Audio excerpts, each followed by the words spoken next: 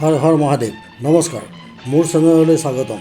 Kamakhya railway ষ্টেচনৰ পৰা ৰেক্সল হৈ কাঠমাণ্ডু আৰু তাৰ পৰা জমচমলৈ বুলি যে এয়া মোৰ যাত্ৰা।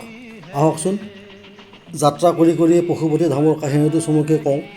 মহাভাৰতৰ যুদ্ধ শেষ কৰি ধৰ্ম প্ৰতিষ্ঠা কৰাৰ পিছত শ্ৰীকৃষ্ণৰ লগত আলোচনা মৰ্মে পঞ্চপাণ্ডৱে মহাদেৱৰ শৰণাগত হোৱাৰ বাবে হিমালয়ৰ কেদাৰনাথখনত গৈ উপস্থিত হৈছিলগৈ।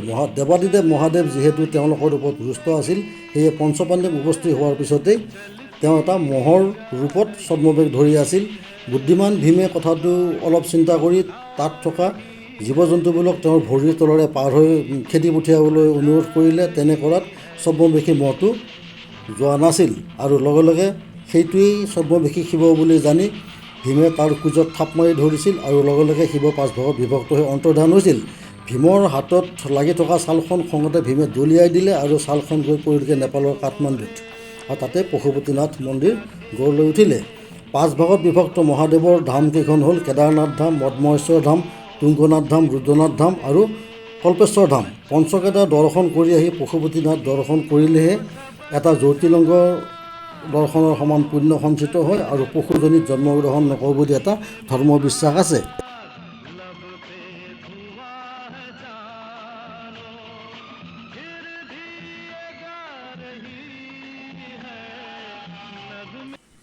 এয়া কাঠমাণ্ডুত নামিলোহি।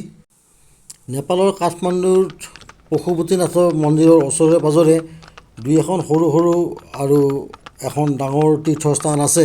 সেইখিনিও মই পৰ্যায়ক্ৰমে দেখুৱাই যাম। এয়া আমি সেই ৰেক্সল পালোহি আৰু ৰেক্সলৰ পৰা বীৰগঞ্জলৈ যাবলৈ হ'লে সৰু গাড়ী পোৱা যায়, যেনে ঘোঁৰা গাড়ী, বেটেৰী ৰিক্সা আদি পোৱা যায়। বীৰগঞ্জত গৈ ভাৰতীয় টকাবোৰ সাল সলনি কৰি ল'ব লাগে। এয়া আমি নেপালৰ মুখ্য প্ৰৱেশদ্বাৰ পালোহি। এয়া আহি আছোঁ। টাংগাত উঠাও এটা মজা আছে। টাংগাত উঠিও বৰ ভাল লাগে। আচলতে আগৰ দিনত ৰজা মহাৰজাবিলাকে এনেই উঠা নাছিলে টাংগাত। বৰ আৰামদায়ক। বেটেৰী ৰিক্সাই কওক, মাৰুতি গাড়ীয়ে কওক, যি গাড়ীয়ে নকওক কিয়, টাংগাৰ সোৱাদ মানে সোৱাদ। তাৰ এটা নিজস্ব শৈলী আছে।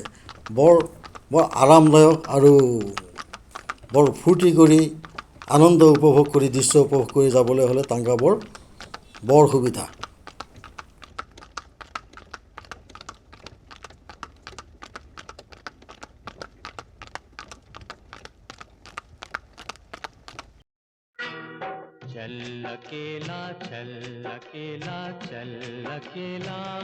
এইবোৰ ৰাতিৰ হোটেল।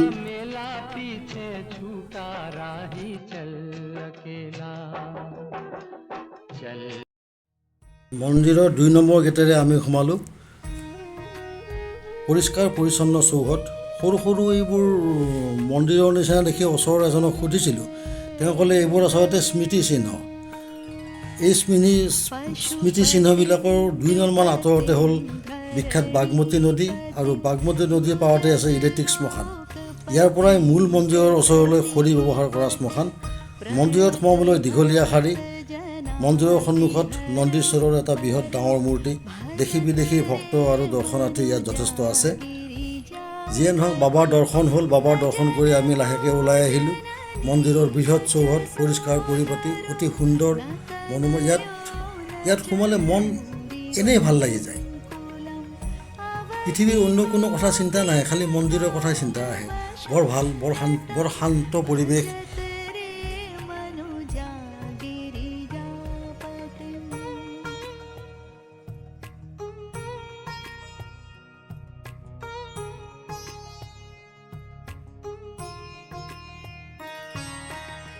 मुरजडिण्डिमवाद्यविलक्षणं मधुरपञ्चमनादविशारदं प्रमथभूतगणैरपि सेवितं भजत रे मनुजागिरिजापतिं शरणदं सुखदं शरणान्वितं शिव शिवेति शिव। এতিয়া আমি গুজ্জেশ্বৰী মন্দিৰলৈ যাম। গুজ্জেশ্বৰী মন্দিৰৰ এটা সৰু কাহিনী আছে।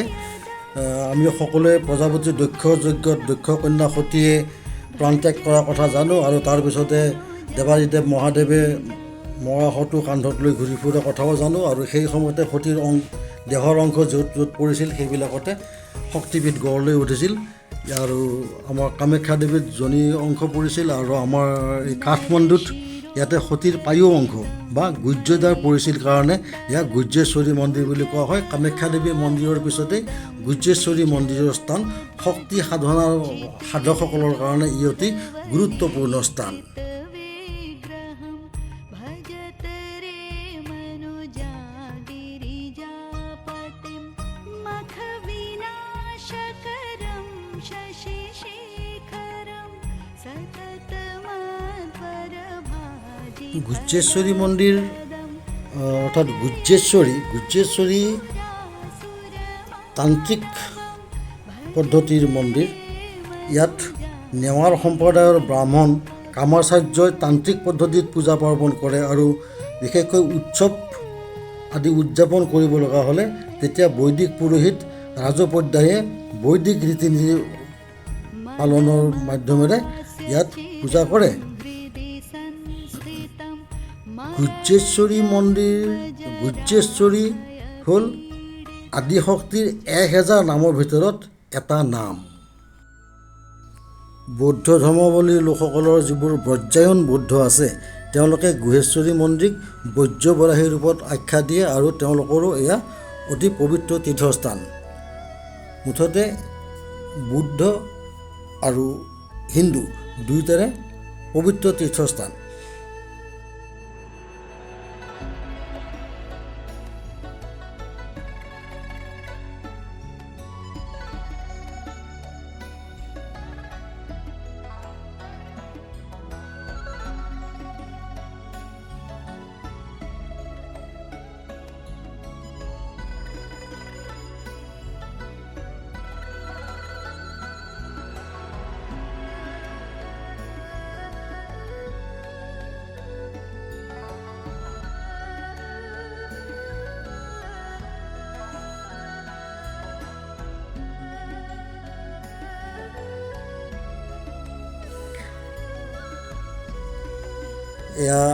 ইয়াৰ পৰা আমি নেপালৰ কিছু সুন্দৰ সুন্দৰ দৃশ্য উপভোগ কৰিব পাৰিম।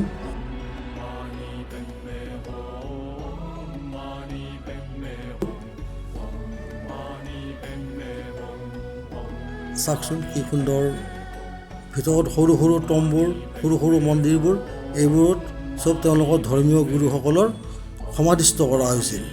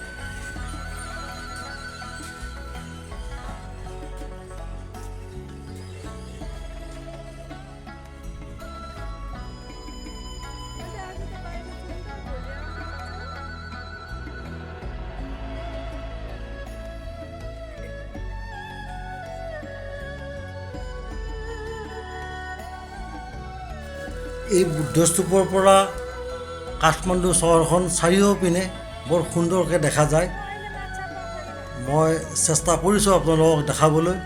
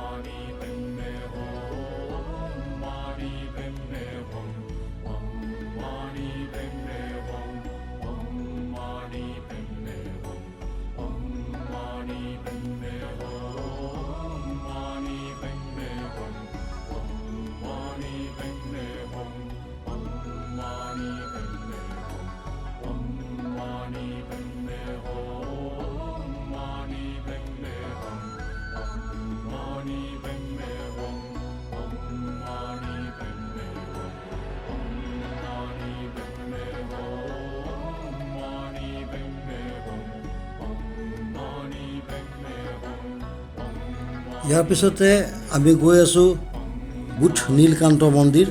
শিৱপুৰী পাহাৰৰ নামনিত বুধ নীলকান্ত ক্ষেত্ৰত সম্পূৰ্ণ মুকলি আকাশৰ তলত উপঙি থকা শিলত শ্ৰী শ্ৰী বিষ্ণুৰ পানীৰ মাজত শুই থকা নীলা ৰঙৰ মূৰ্তিজনাৰ মন্দিৰ।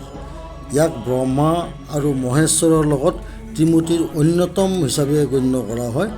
শ্ৰী বিষ্ণুৰ প্ৰতীক বুলি মান্যতা দিয়া হয় আৰু ভগৱান বিষ্ণুৱে শুই থকা পুখুৰীটোক গোসাঁইকুণ্ড বোলা হয়। বৌদ্ধসকলৰ মতে এয়া বুদ্ধদেৱে। যিয়ে নহওক, অতীত বা প্ৰাচীন কালৰ পৰা ই এটা ধৰ্মীয় সম্প্ৰীতিৰ সুন্দৰ নিদৰ্শন হিচাপে চলি আহি আছে। সন্ধিয়া হৈছিল আৰু সন্ধিয়া হওঁতেই আমাৰ লগত থকা এজনী ছোৱালী, আমাৰ লগত যিজন গাইড আছিলে, গাইডে মোক নেপালীতে ক'লে, কাকা तपाईँ पशुपतिको साँच्चैका आरतीको आनन्द लिन चाहन्छु। তাৰমানে আৰতিৰ কথা ক'লে। মই বোলো কেতিয়া হ'ব? ক'লে 6টা বজাৰ পৰা আৰম্ভ হ'ব। মই তাৰ পৰা দৌৰাদৌৰিকৈ আহি আকৌ মন্দিৰৰ ওচৰলৈ আহিলোহি। পশুপতিনাথ নাথ মন্দিৰৰ বাগমতী নদীৰ সিটো পাৰে আৰতি আৰম্ভ হৈছে। এয়া আৰতি চাওক। ইয়াতে মোৰ ক'ব লগা একো নাই। আৰতি চাওক, আনন্দ উপভোগ কৰক। মই নতুনকৈ দিয়া ভিডিঅ' সিমান ভাল হোৱা নাই ময়ো জানো, তথাপিতো মোক উৎসাহ দিবলৈ আপোনালোকে আপোনালোকৰ লাইক কমেণ্ট কৰিলে মই বেছি উৎসাহিত হ'ম আৰু আগলৈও নতুন নতুন ভিডিঅ' পঠাবলৈ মই চেষ্টা কৰিম। ধন্যবাদ।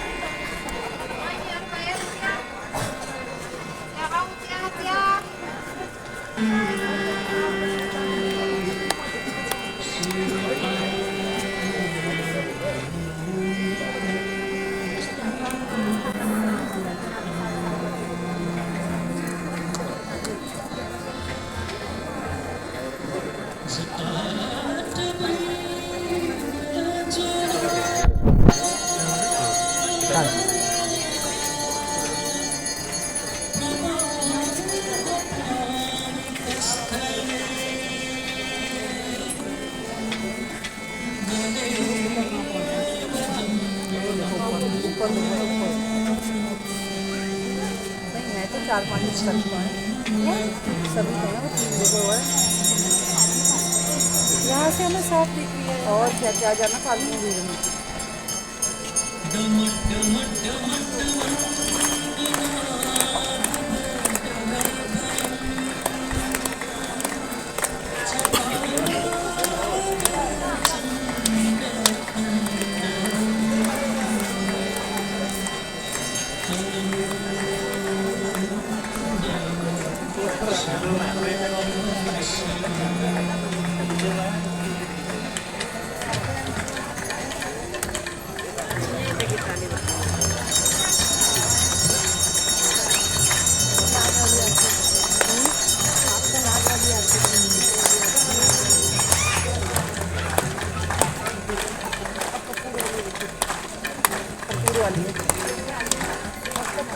हाँ वही तो कह रही